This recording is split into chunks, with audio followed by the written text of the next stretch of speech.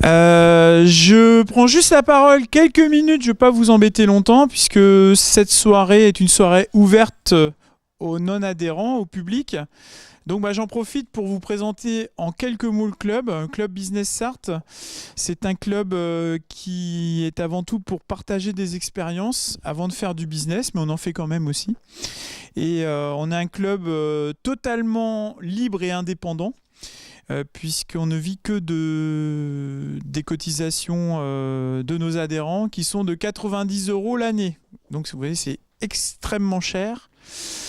Durant l'année, on a 6 événements qui sont ouverts au public comme ce soir. Donc ce sont des soirées thématiques avec des intervenants et des témoignages de chefs d'entreprise la plupart du temps. On a également 6 ateliers qui, eux, sont réservés uniquement aux adhérents, donc des ateliers où un adhérent ou une personne extérieure fait profiter de son savoir-faire à une dizaine d'autres adhérents et ça leur sert en général dans leur travail au quotidien. Donc 6 ateliers, 6 soirées thématiques. Et on a 2 journées qui sont vraiment réservées aussi aux adhérents seulement. C'est une journée ludique, souvent c'est le premier vendredi de juillet. Voilà, où on fait la fête ensemble. On fait du sport, on a fait du cirque, on a joué au cow-boy, enfin voilà. Donc c'est totale détente. Et on a, comme la plupart des autres clubs d'entreprise, on a une soirée de fin d'année qui se déroule également un vendredi de décembre. Donc vous l'avez compris, notre ADN sur la partie des soirées, des ateliers et de ces soirées d'adhérents, c'est le vendredi. Tout se passe le vendredi chez nous. Donc on n'est jamais en concurrence avec d'autres clubs, puisque en général les clubs c'est le reste de la semaine. Par contre, on n'a pas les gens qui partent en week-end très tôt. Voilà. Mais comme nous, on n'est qu'avec des travailleurs, n'est-ce pas, des gens passionnés par leur métier, eh bien souvent on a tous ces gens-là le vendredi soir. Donc ce soir, une soirée qui va être animée par Patrick. Garde à vous. Patrick qui va se présenter, bien sûr, parce qu'il va très bien se présenter tout seul. Et surtout, il nous a amené 2 intervenants que je remercie ce soir. Je les remercie d'être présents. Voilà. Il va également vous les présenter. Et ça, pour nous, c'est important lors de ces soirées. C'est vraiment le témoignage du vécu de chefs d'entreprise. Et ces soirées-là sont vraiment tournées vers ces témoignages. Et c'est ça qui intéresse, je pense, nous en tant que chefs d'entreprise, d'avoir des témoignages concrets plutôt que juste une soirée avec un PowerPoint et rien d'autre derrière. Non, nous, c'est ça. C'est un peu notre marque de fabrique également. Merci Patrick, en tout cas, d'avoir organisé cette soirée. Et puis, pour tous ceux qui restent au cocktail, ça se passera en deuxième partie, juste après l'intervention, où on pourra prolonger les échanges. Dernière petite chose, on a un partenaire cette année, sartois, qui s'appelle capsulecompatible.com, voilà, et donc qui nous offre le café à chacun de nos événements. Et vous pouvez aller sur son site, vous trouverez sur la table là-bas un petit coupon de réduction pour aller sur son site de 10% en tapant le mot de passe Sarthe. Voilà, donc n'hésitez pas à aller vous servir du café si vous le souhaitez. À tout à l'heure, et puis bonne soirée avec Patrick. Merci Jason. Patrick Cotet, j'ai 48 ans, donc je suis consultant en excellence opérationnelle. J'ai pas beaucoup de clients en Sarthe, j'en ai au moins 2 ce soir. Merci d'être venu. Donc on va discuter ce soir, enfin échanger sur la thématique du changement d'entreprise à ma façon, avec mes méthodes. Donc vous allez découvrir que, j'avance un peu basqué. Vous allez voir que le sujet est un petit peu particulier. Tac tac. Alors comment va se dérouler, on va dire, la soirée. Donc on va démarrer par le témoignage d'Alain Barbier. Donc merci Alain d'être venu. C'est pas évident de venir à ce genre de prestations. Et puis ensuite Morgane Poitvin de la société d'AR. Ah pardon. J'avais pas dit Morgane. Désolé pour le E. Mon doigt il a tapé trop vite. Et puis après on parlera d'un certain nombre de thématiques comme le processus de transition de changement, avec des notions de ludopédagogie pour ancrer un changement, parce que c'est un peu ma marque de fabrique. ma définition du jeu de formation, puisque ça va être aussi le sujet qu'on va aborder, et pourquoi introduire du jeu pour un changement. Et puis à la fin, quelques échanges et questions. À Alain et Morgane, sans eux. Et puis à moi, éventuellement. Et puis pour le cocktail, pour ceux qui auront réservé la suite. Alain, si tu veux bien venir. Ouais, pas grand-chose. Alors, attends, on va se pousser un petit peu. D'accord. J'ai une mémoire de poule, donc j'ai pris mon petit questionnaire. Alors Alain, est-ce que tu pourrais te présenter, s'il te plaît? Merci. Donc, menuiserie alu Barbier, créée en 1989 de façon artisanale. Après un parcours de salarié pendant une dizaine d'années, j'ai créé l'entreprise dans une petite structure de 100 mètres carrés. Après maintes évolutions, aujourd'hui, on a progressé, on a fait plusieurs extensions. On travaille essentiellement sur des dossiers d'appel d'offres, marché public, avec une conjoncture un petit peu compliquée qui nous a amené. C'est ma question, c'est ma troisième question. D'accord. Alors justement, Alain, quel était le contexte économique de ces 10 dernières années? Les 10 dernières années, on peut dire que les 5 dernières années ont été quelque chose de très compliqué pour l'entreprise. On est rentré en turbulence, on peut le dire, avec un dépôt de bilan en 2014. Et puis, je crois que c'est à ce moment-là que tu es arrivé, Patrick. Donc, j'avais du mal à faire face à la vie d'un chef d'entreprise avec toutes les difficultés conjoncturelles, avec les salariés, avec les fournisseurs, avec les banquiers. Donc on avait du mal à faire face et tu m'as aidé à prendre... Justement, pourquoi tu as fait appel à mes services? Donc Patrick, via LinVue, m'a fait rencontrer Patrick. Et Patrick m'a aidé à prendre un peu de recul sur la façon d'aborder les problèmes dans l'entreprise, à prendre du recul. Ça a été un premier point. Après, Patrick a réussi à reprendre contact avec les salariés via son jeu que je pense que tu vas expliquer après.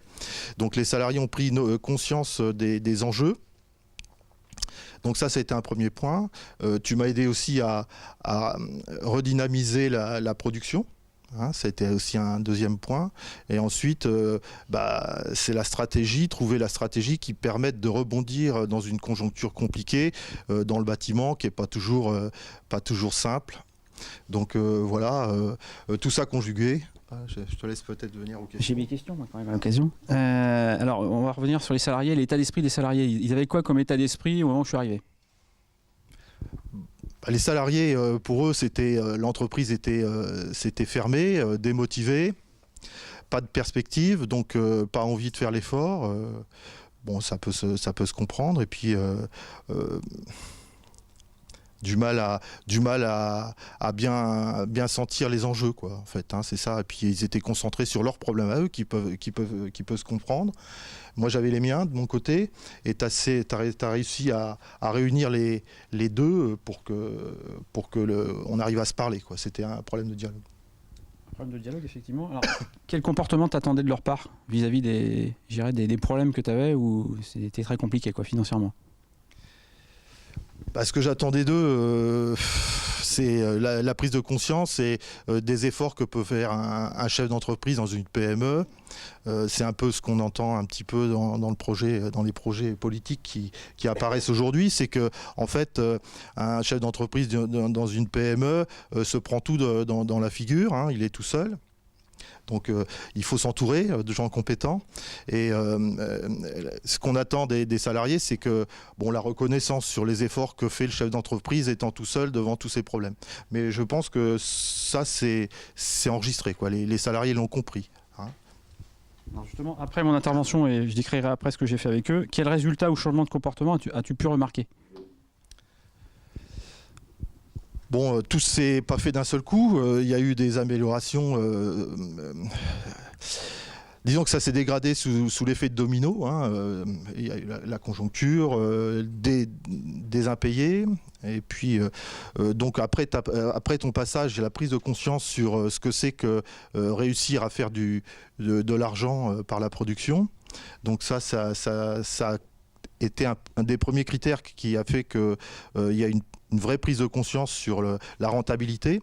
Donc après, on a désigné un responsable qualité et de production, qui était le chef d'atelier, ce qui a permis derrière à remotiver les troupes. Et aujourd'hui, je pense qu'on est sorti de la zone de turbulence, voilà, au bout de 5 ans. Il a fallu 5 ans. Petite dernière question. Et toi, est-ce que tu as changé quelque chose avec eux ? Ah oui, oui, il y a eu des améliorations. Oui, on se parle constamment. Ils ont souhaité que je passe les voir tous les matins pour leur parler, pour les rassurer sur les objectifs, sur les carnets de commandes, comment ils étaient, puisque la difficulté, c'est quand on est en redressement, c'est de trouver des commandes. Hein. C'est compliqué, puisque je travaille essentiellement sur Paris. 90% du chiffre d'affaires est fait avec des chefs de groupe, hein, parisiens, des gens comme Brésillon, enfin je sais pas, c'est des gens qui ont pignon sur rue sur Paris. Et les chefs de groupe, quand ils désignent une entreprise, ils prennent un risque professionnellement de retenir une entreprise qui est en difficulté. Donc tout l'enjeu, ça a été de prendre ces commandes et de rassurer en parallèle les salariés sur les commandes prises. Voilà, donc ça s'est amélioré. Voilà. Merci Alain. Reste pas trop loin au cas où. Donc effectivement, avec Alain, il l'a pas dit, mais dans les années avant 2008, l'entreprise vivait correctement, ça allait bien. Et puis, suite à différents événements, l'entreprise est devenue, on va dire, beaucoup moins rentable. Et il s'agissait de travailler complètement différemment pour à nouveau dégager du bénéfice et puis redégager de la trésorerie qui avait plus. Donc là, on est typiquement dans du changement, c'est-à-dire que l'environnement économique a évolué, et puis l'entreprise se trouve en difficulté très forte. Donc, quel que soit, on va dire, le type de changement, on retrouve ce type de graphique. Ça, j'ai rien inventé, hein, c'est connu. Si on regarde sur les axes satisfaction et énergie, au début, les salariés ne veulent pas comprendre ce qui se passe. Ils sont complètement dans le déni de la situation. Refus de la situation. Donc il faut à un moment donné leur faire prendre conscience de ce qui se passe. Il va y avoir une phase de résistance, voire même de révolte, avec des gens éventuellement qui vont exprimer leur incompréhension. Il y a eu des moments un peu chauds d'ailleurs. Et là, on est vraiment au fond du trou quand on est en phase de décompression. Là, on est voire même de la dépression. Alors, ce cycle-là, ça peut être un deuil, par exemple. Hein. On perd un être cher, on va passer exactement par le même cycle. Et puis après, il va y avoir une espèce de phase de résignation qui va se mettre en place pour ensuite être dans l'acceptation et après, le graphique continue, dans la coopération et puis repartir sur des valeurs positives. Alors après, la question, c'est à quelle vitesse on peut faire passer les salariés par les différentes phases. Alors, chez Alain, en l'occurrence, là où c'était compliqué, c'était le côté économique.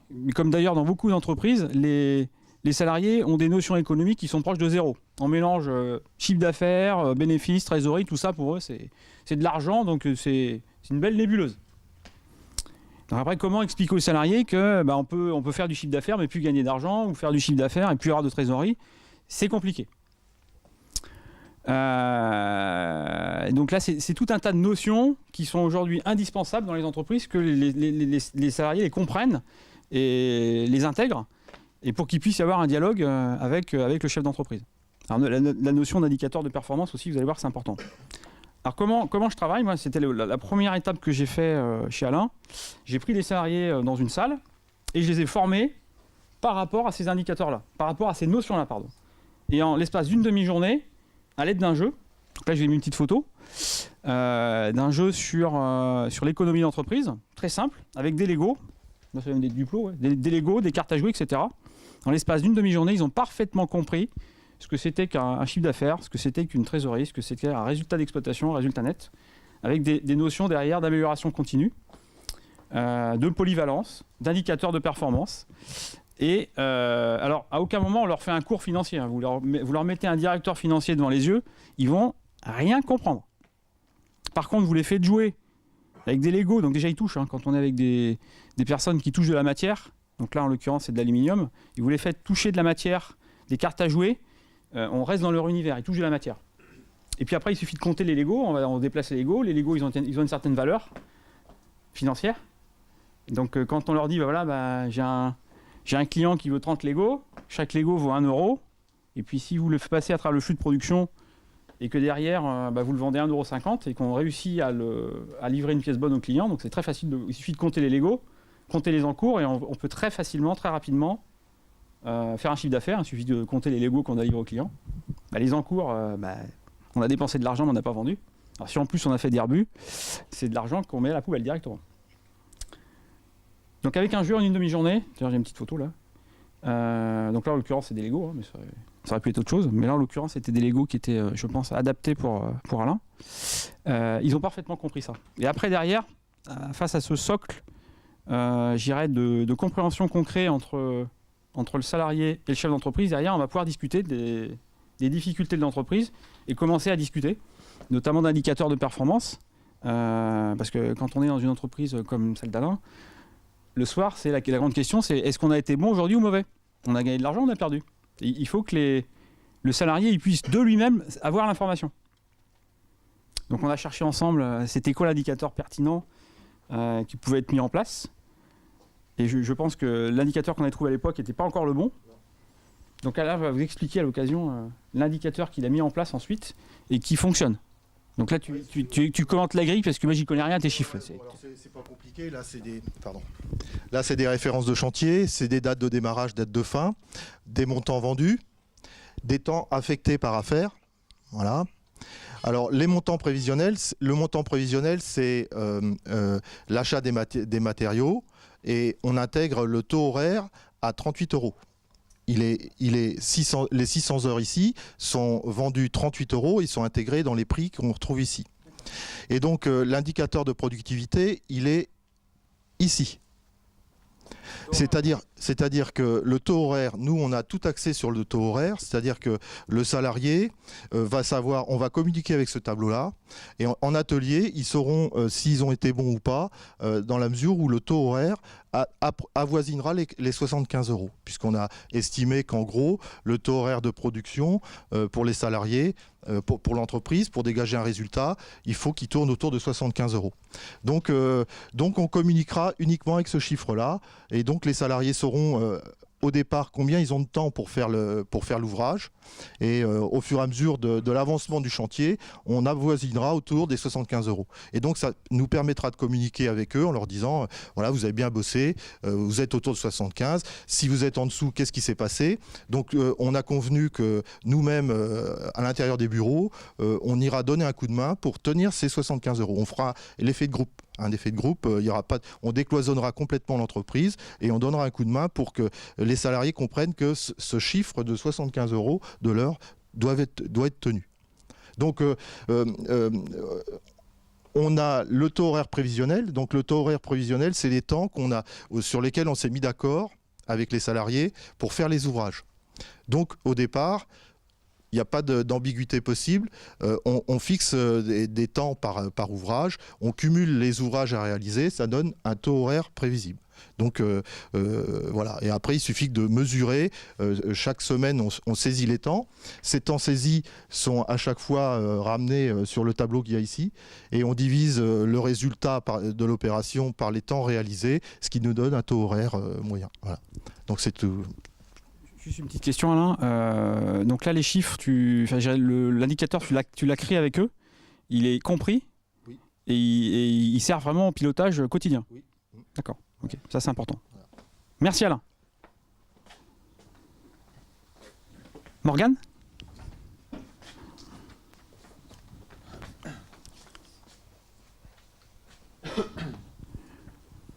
Bonjour Morgane, merci d'être venu. Alors est-ce que tu peux te présenter toi et puis présenter Daher en général et puis Daher de Luçon en particulier s'il te plaît. Pas de souci. Alors bonjour, Morgane Poitvin, donc je suis chez Daher depuis 5 ans. J'occupe le poste de responsable qualité client. Daher, je ne sais pas si vous connaissez, donc on travaille dans l'aéronautique. On fait des systèmes intégrés. Donc à la fois on fabrique des pièces et on s'occupe de tout ce qui est logistique. Donc ça représente, on n'est pas loin du milliard d'euros de chiffre d'affaires à l'année. En termes d'employés, donc là c'est 8100, mais on n'est pas loin des 8100 salariés, pardon. En termes de carnet de commandes, on n'est pas loin de 4 ans maintenant. 4 ans de chiffre d'affaires de carnet de commandes. Donc c'est un peu du luxe en ces temps un peu compliqués. En termes de sites industriels, on est donc des sites qui fabriquent des pièces. Donc on a 12 sites à la fois en France et dans le monde. Donc on a 2 sites Maroc, donc à Tanger, Casablanca. On a un site à Nogales au Mexique. Et ensuite on a 9 autres sites industriels en France.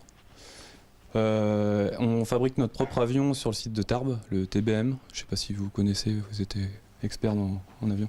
Non, pas forcément.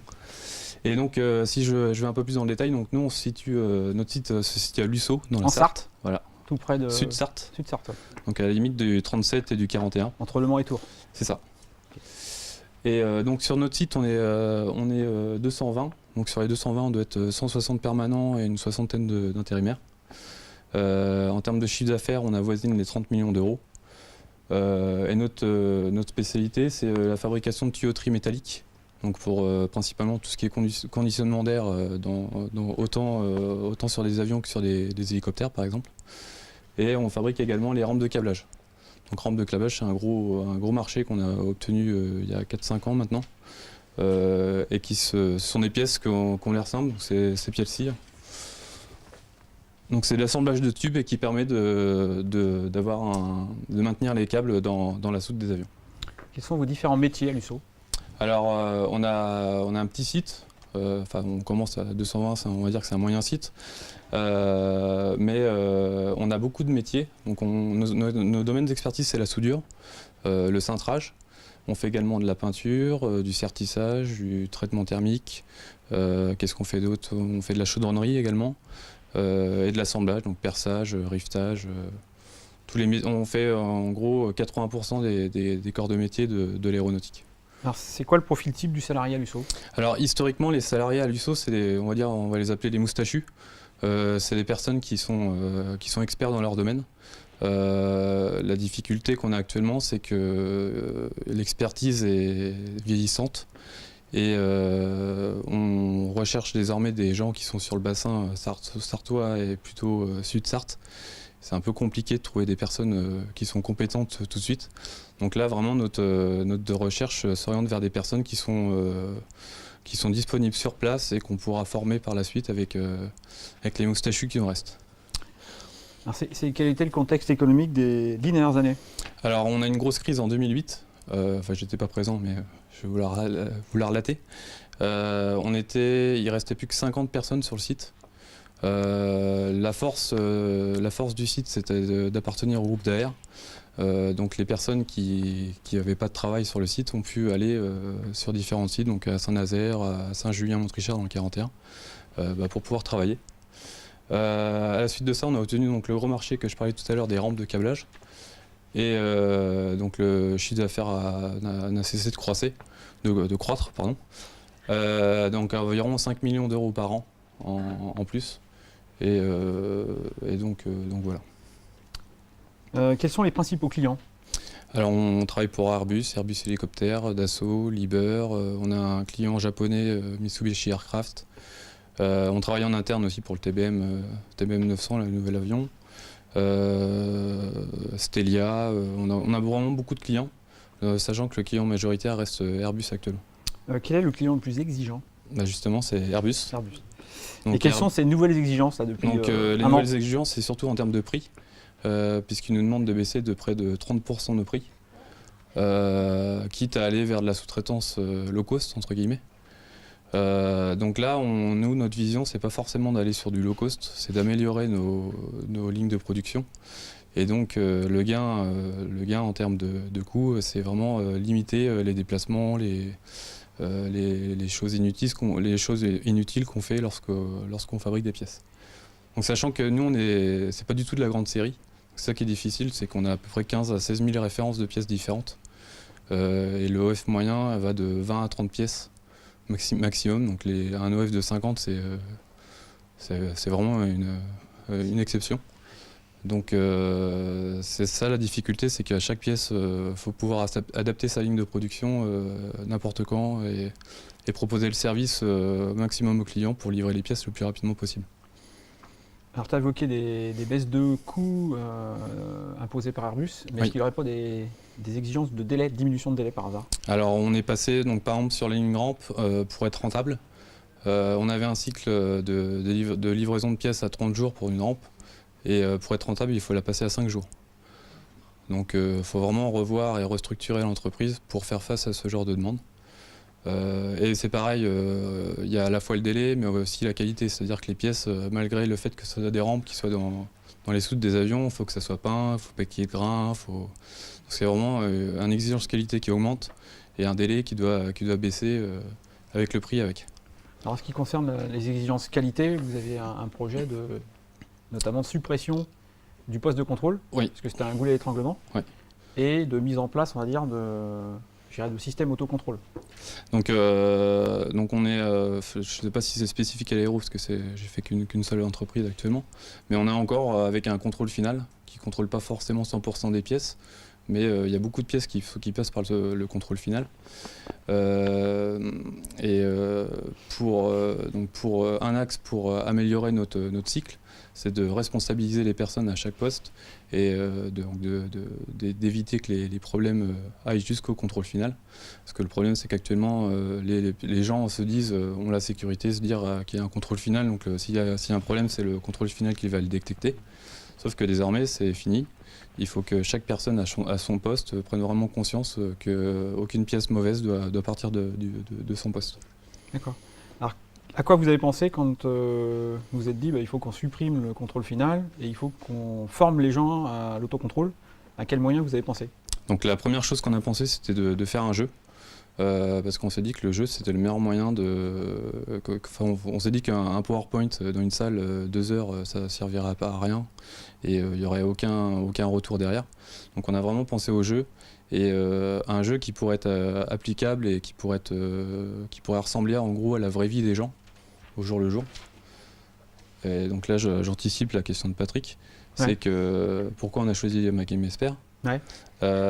C'est parce que vraiment Patrick a été, donc l'avantage c'est la proximité déjà d'une. Voilà. Le second point c'est vraiment un jeu adaptable parce qu'on a eu à peu près 4 à 5 prestataires et c'était des prestataires, il y avait le jeu des nœuds de papillon, le jeu des gobelets, etc. Ça n'avait rien à voir avec les pièces qu'on faisait et on s'est dit qu'on allait leur présenter ça mais ils allaient un peu rigoler par rapport aux pièces qu'ils fabriquent tous les jours. Et donc Patrick a imaginé un jeu sur mesure pour nous qui s'appelle Helix Control. Ouais. Et donc Helix, ça rappelle un peu l'aéronautique. Et c'est vraiment adapté aux postes, aux vrais postes qui sont actuellement sur notre site. Ok. Alors comment s'est passé le transfert de compétences de DER? Parce que c'est pas moi qui ai fait les formations, j'ai formé le service qualité. J'ai formé un formateur et ensuite c'est vous qui déployez. C'est ça. Ouais. Donc pour des raisons économiques, on ne va pas se cacher, c'est pas Patrick qui a réalisé toutes les formations sur le site. Donc nos choix c'était vraiment de choisir un prestataire qui nous fournisse un jeu clé en main et adapté à notre savoir-faire et que Patrick accompagne une personne identifiée sur le site. Donc c'est Patrick, donc à la suite de la formation du service qualité, Patrick a identifié une personne qui avait l'air, semble-t-il, à l'aise et qui était vraiment demandeur. Et du coup qu'il a chouchouté, il a montré le b.a.-ba du formateur, parce que c'est pareil, être formateur, ça s'invente pas. Et donc il y a eu vraiment un accompagnement derrière. Ok. Et comment ça se passe, excusez-moi? Alors actuellement, donc le 100% d'une ligne a été, les 100% des personnes sur une ligne ont été formées. Mais à la suite de ça s'arrête pas là, parce qu'une formation, clairement, ça suffit pas. C'est que vraiment que là, on se pose les questions sur est-ce que les personnes ont les bons critères au bon moment, les bons moyens, est-ce qu'on va pas contrôler 2 fois la même chose? pour limiter tout ce qui est temps de cycle.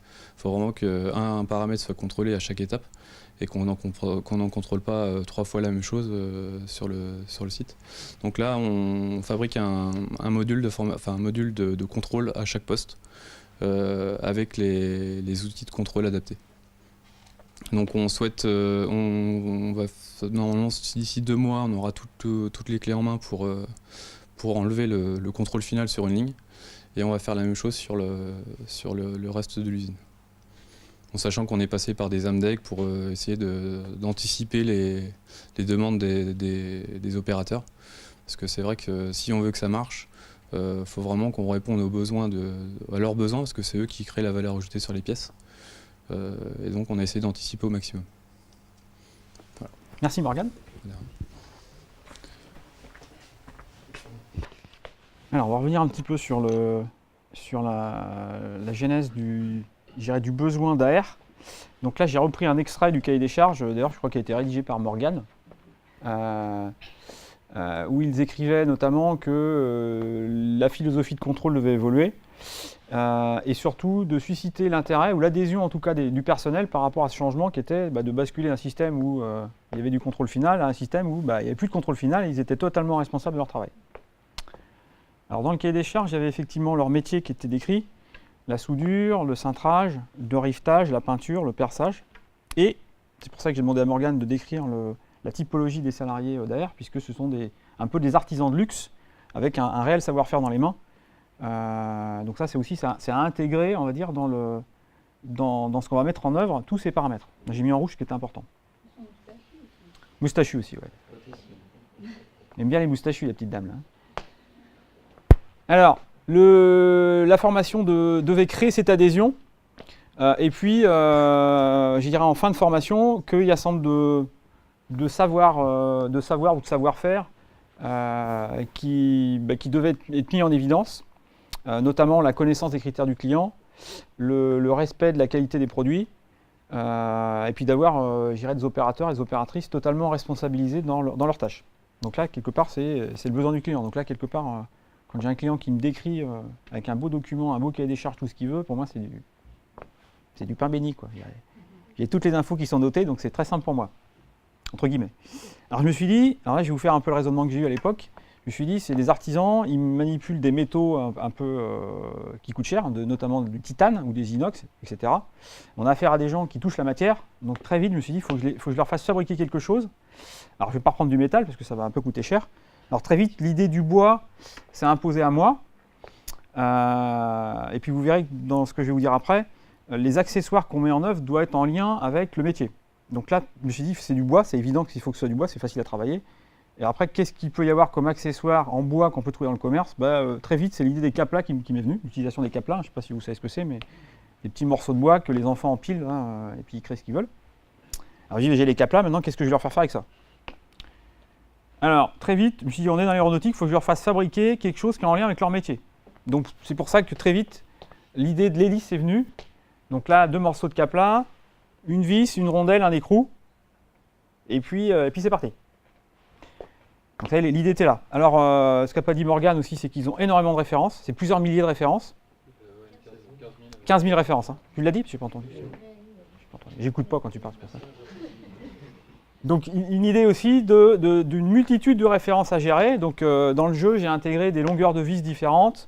Et puis, ici, vous voyez, il y a des espèces de petites couleurs. Donc, des notions de marquage de couleurs pour reprendre l'un de leurs métiers qui est la peinture.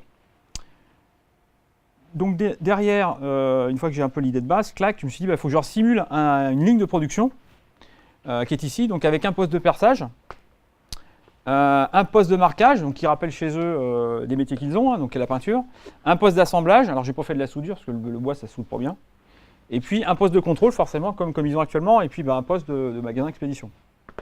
Donc là, 8 personnes maximum. Donc là, c'est une photo du dispositif tel que ça a pu être fait lors de la première session. Donc là, je leur balance des OF de fabrication, enfin, on leur donne des OF de fabrication, ils ont des caplas, ils ont des fiches d'instruction, et puis c'est parti, on fabrique. Et forcément, avec ce qu'on leur donne, ils ne peuvent pas fabriquer des pièces bonnes, tout est mauvais. Ça perce de travers, il y a des copeaux, il y a des traces partout.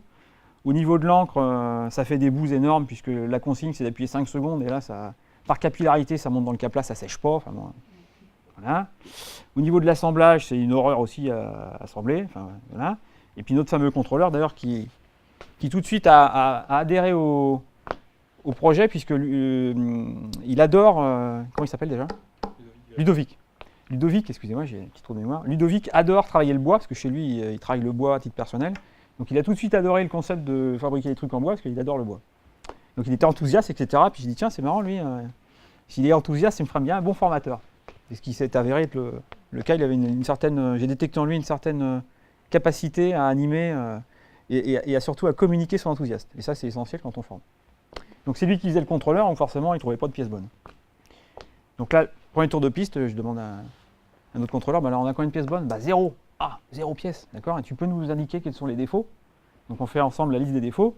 Puis derrière, qu'est-ce qu'on fait avec tous ces défauts-là ? Peut-être falloir qu'on travaille dessus. Donc analyse des défauts.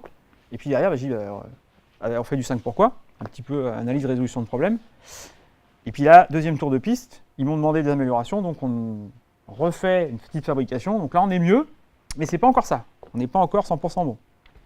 Et puis troisième tour de piste, là, on met tout ce qu'il faut en place. Donc là, ça ne vous a pas échappé, il n'y a plus de postes séparés. On rassemble tout le monde au centre. Donc là, c'est beaucoup plus facile pour communiquer. Ils ont tout ce qu'il faut pour percer comme il faut, percer droit, des gabarits pour percer droit, des gabarits pour assembler, de l'encre qui sèche bien, et puis surtout du matériel pour s'autocontrôler à chaque poste. Et puis là, au miracle, en phase 3, tout est bon. Et là, je pose une seule question, et pour l'instant, on n'a fait absolument aucune redescente d'information, on leur a fait vivre une expérience.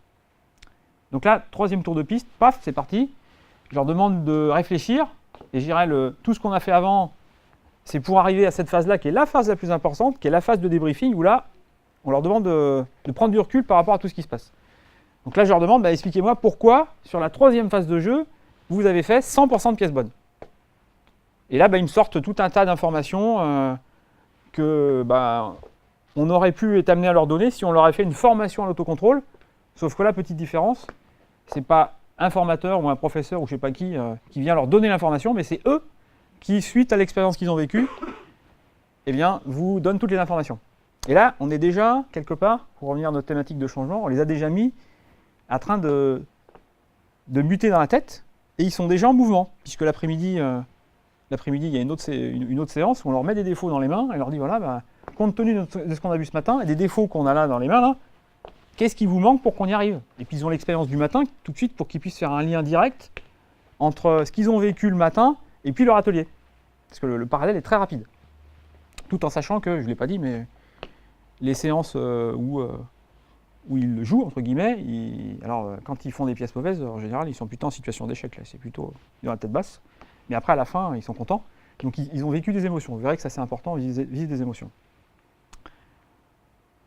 Donc ça, c'est une petite debriefing que j'ai demandé aux participants du premier groupe. Comment est-ce qu'ils avaient vécu l'expérience ?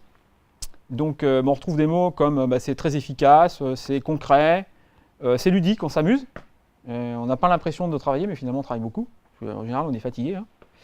Ils sont contents de pouvoir faire du travail de qualité, parce que quelquefois, ils peuvent être amenés à faire des défauts, mais parce qu'ils n'ont pas forcément ni les bons modes opératoires, ni les bons outillages, ou le bon matériel, et puis ils travaillent avec ce qu'ils ont, quoi. Voilà.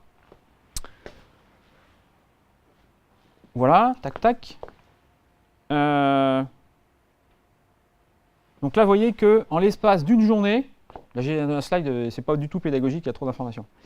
En l'espace de quasiment une journée, on est capable de faire, on va dire, évoluer les gens et leur faire changer de mentalité par rapport à une thématique, puisque quand ils sortent de la journée, ils sont un peu gonflés à bloc, ils sont prêts, ils ont plein d'idées, puisque à la fin de la journée, on leur demande c'est quoi vos propositions, donc à la limite, on peut sortir un plan d'action.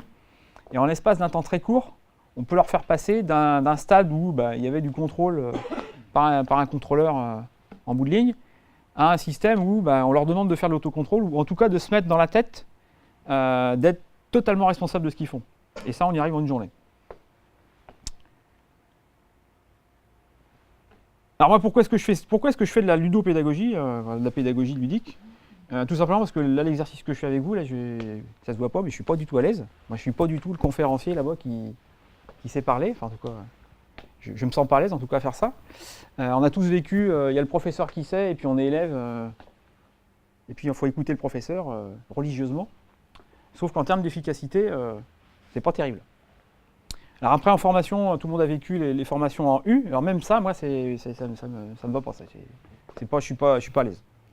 Alors, donc moi, je suis plutôt à l'aise dans la photo qui est ici, où je ne suis pas forcément celui qui sait, mais je suis plutôt celui qui organise organiser les cerveaux qui sont autour de la table, ou autour du plateau, pour favoriser les échanges, favoriser l'intelligence avec tout un scénario, pour arriver avec un objectif bien précis.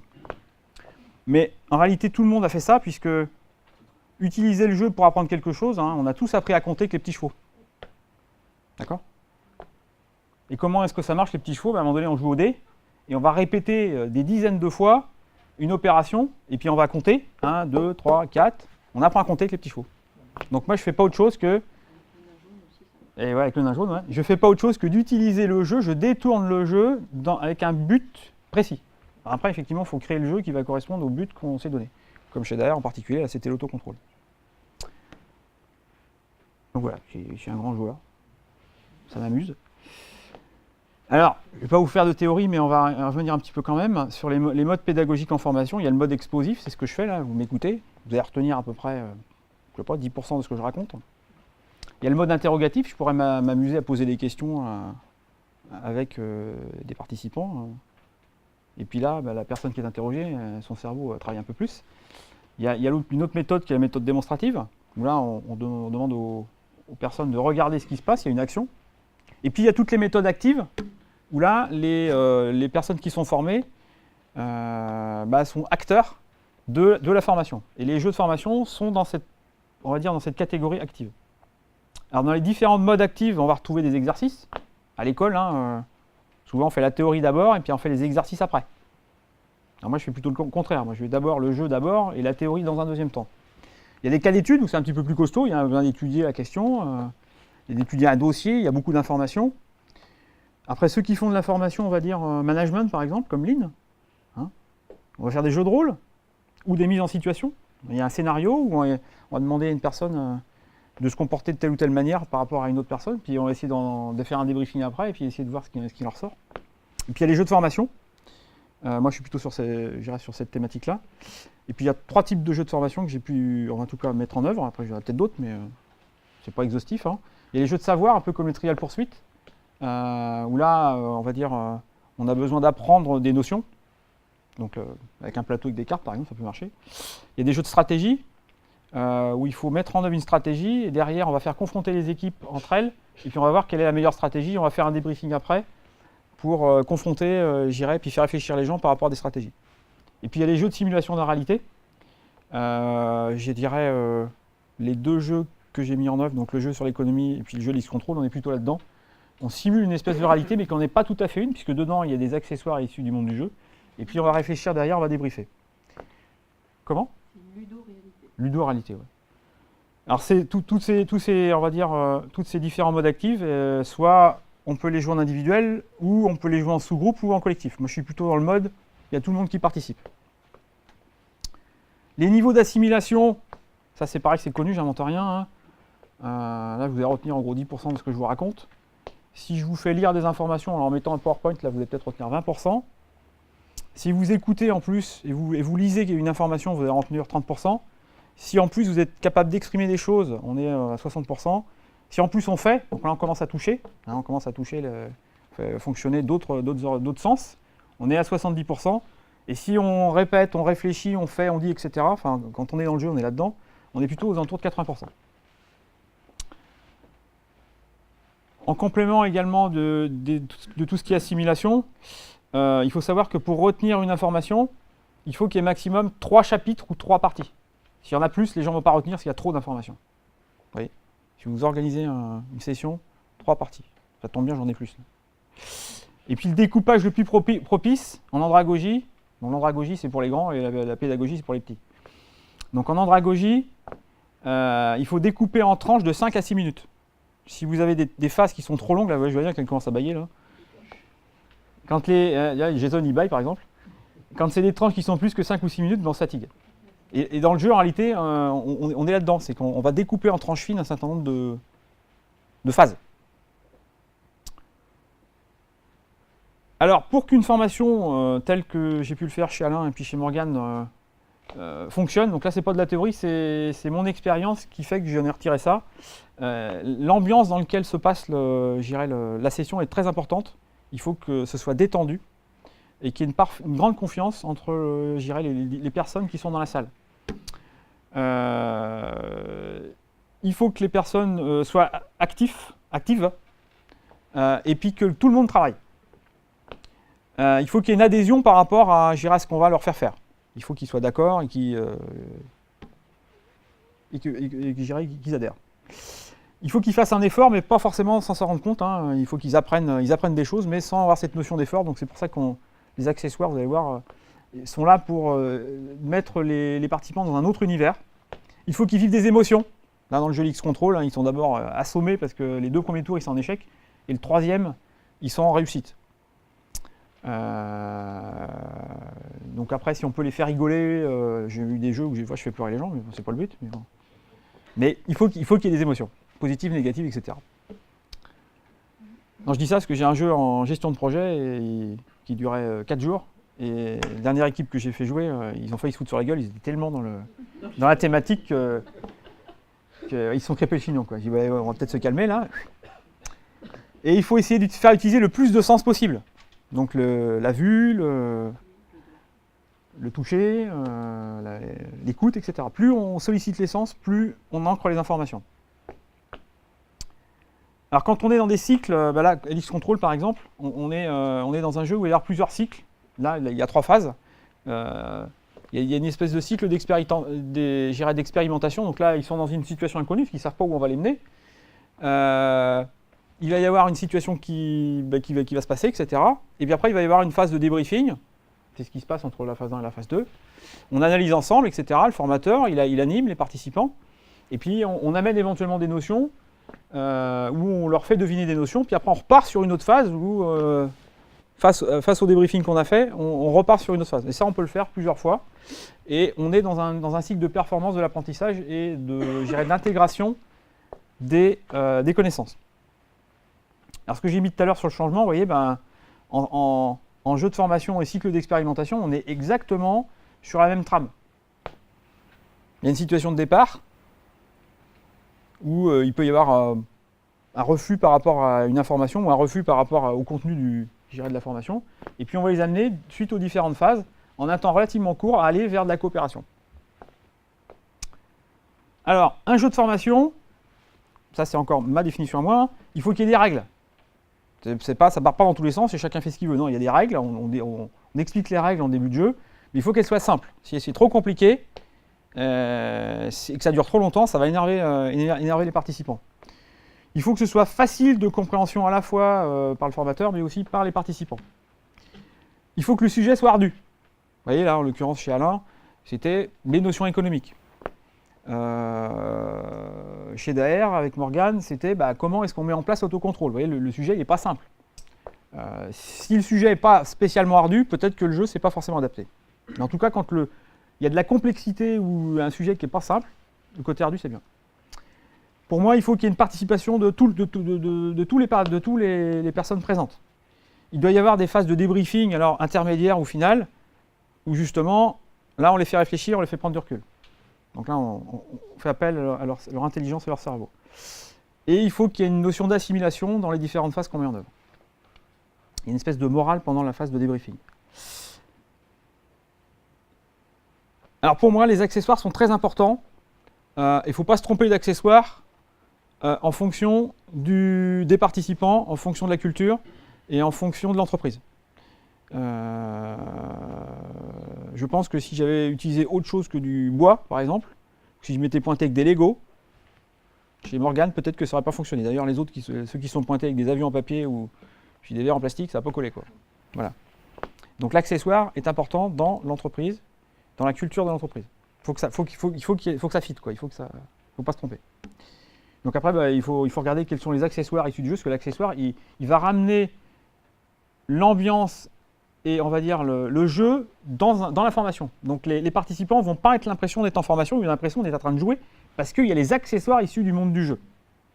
D'accord ? Ça, c'est important aussi, dans l'état d'esprit. Donc les stagiaires, quand on les fait jouer, ils sont en action, c'est eux qui ont l'initiative. Hein. Alors dans le cadre des règles du jeu qu'on leur donne, on est dans l'auto-formation. Vous voyez bien que là, avec le jeu X-Control, à la limite, le gars qui cause le moins, c'est moi. Je suis là pour animer, faire respecter les règles, etc. Mais la personne qui parle le moins, c'est moi. Donc les stagiaires ont l'initiative complète. Et puis on fait appel à l'intelligence collective, l'analyse, la réflexion, la recherche, l'échange, etc. C'est vraiment un prétexte pour les faire bosser ensemble. Donc le formateur, lui par contre, vous avez compris, il bosse un peu avant, enfin un peu beaucoup préparé. X-Control, c'est un développement de plusieurs semaines, par exemple. Ça ne se fait pas comme ça. Il va animer, il va se faire faciliter, on va dire, le déroulé du scénario.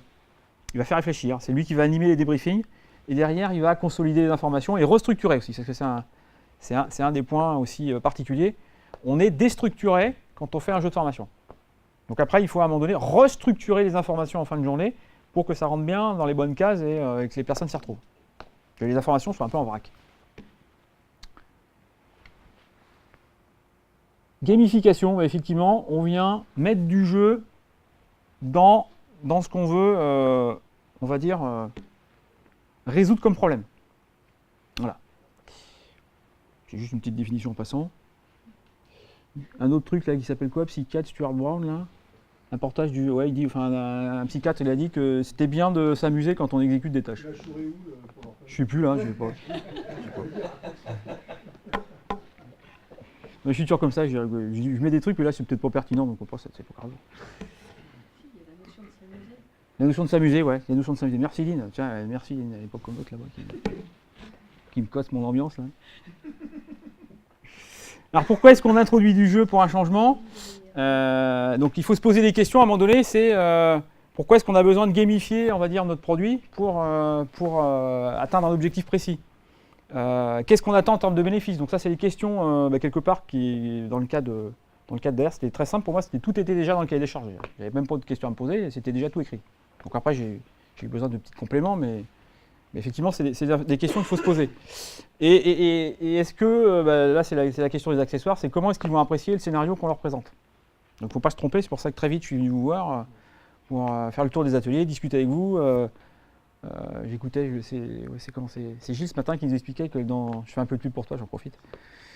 Quand il est dans un recrutement RH, il a besoin d'aller en entreprise pour s'imprégner de la culture de l'entreprise et derrière être très pertinent, je dirais, dans les candidats qu'il va proposer. Moi, j'ai besoin de faire ce travail-là, de m'imprégner de la culture de l'entreprise, de leurs valeurs, leurs clients, etc., pour intégrer ça de manière pertinente dans ce que je leur propose. Donc, quels sont les objectifs de la formation? Comment est-ce qu'on amène le participant à être d'accord avec les objectifs? Et quelles actions concrètes on va faire aux participants pour arriver à l'objectif? Alors, petite théorie encore sur la question, j'ai pompé je ne sais pas où, monsieur Catanzaro, là. Effectivement, tout le monde recherche une reconnaissance. D'accord, ça c'est un peu ce qui nous mène tous les jours. Reconnaissance de sa femme, reconnaissance de son collègue, reconnaissance de son chef, reconnaissance de son patron, reconnaissance de son banquier, par exemple. Donc dans le jeu, il y a une notion de reconnaissance qui va être là, parce qu'il y a forcément des gagnants. Alors soit il y a des équipes qui vont perdre et d'autres qui vont gagner, ou tout le monde va gagner, mais il y a une notion de reconnaissance qui doit être là. Donc il faut intégrer un programme de récompense, donc de reconnaissance, dans le jeu de formation. Et puis que les participants soient fiers de participer au jeu. C'est pour ça que je discutais, c'est encore pas plus vieux qu'hier, avec un formateur qui utilise beaucoup des accessoires comme le papier, etc., pour faire des avions en papier. Je lui ai dit, alors pédagogiquement, je pense que ça marche, mais est-ce que tes gars vont être fiers de plier des avions en papier toute la journée? Je ne suis pas certain. Pose-toi la question. Alors devant toi, ils vont dire que tout est bien, puis quand ils vont sortir, on va se taper sur l'épaule et dire, mais ils souponnent notre gueule, ils nous ont fait plier des avions en papier toute la journée. Un truc plus ardu comme l'origami ou... Peut-être, ouais, j'en sais rien. Donc il faut faire attention à ça. Alors juste quand même pour vous dire que on est tous des joueurs, enfin ou pratiquement, 75% de la population joue. Donc là j'ai pompé ça dans Limousin, tu sais, écrit Limousin Panorama Serious Game. 50% jouent occasionnellement et 27% souvent à très souvent. 52% sont des femmes. Et 90% des salariés qui ont essayé des jeux de formation sont contents d'avoir fait des jeux de formation. Et puis 87% des apprenants pensent qu'on peut apprendre en jouant. Donc on peut tout à fait apprendre en jouant. Voilà. Alors, il y a différentes typologies de joueurs. Je vais bientôt m'arrêter parce que je vois que tout le monde fatigue. Il y a des achievers, alors je ne sais pas ce que ça veut dire, hein, c'est de l'anglais. Il y a ceux qui veulent absolument finir le jeu, puis surtout maîtriser. Hein? To achieve, c'est terminé. Terminé. Il y a les explorers, ceux qui aiment bien la nouveauté, la découverte, etc. Il y a les socialisers qui veulent partager une expérience ludique. Il y a les killers, ceux qui veulent absolument gagner à tout prix. Donc ils vont tout de suite essayer de voir le billet qu'il faut mettre en œuvre pour gagner par rapport aux autres, s'il y a des équipes les unes contre les autres. Alors limite du jeu de formation, taille de groupe, en tout cas dans les formations que moi j'anime, en général quand on est 12-15, là c'est le maximum. J'ai du mal à faire au-dessus moi. S'il n'y a pas d'équation par rapport aux attentes des participants, ça m'est arrivé 2 ou 3 fois d'avoir affaire à des jeunes qui sortaient du système universitaire. Ils venaient me voir en fin de journée, mais j'ai dit mais on n'a rien fait aujourd'hui, on n'a pas eu de cours. J'ai dit non, on n'a pas eu de cours. J'ai dit mais c'est nul ton truc là. Ils attendaient un cours magistral, prendre des notes, etc., comme ils avaient fait depuis 15 ans, quoi. Et moi, je ne suis pas là-dedans. Donc quand les gens attendent ça, ils sont déçus. Voilà. Il faut que la salle puisse facilement, on va dire, s'aménager. Si vous êtes dans des salles où toutes les tables sont vissées et on ne peut rien bouger, alors là, ça va être compliqué. Là. Parce qu'on a besoin des fois d'adapter. Ceux qui attendent quelque chose de très structuré, là, ça va être totalement déstructuré. Alors, on va restructurer en fin de journée, mais toute la journée, c'est en vrac. Donc ça peut perturber. Le formateur est un peu plus en danger, parce que vous avez vu que les participants, c'est eux qui ont l'initiative.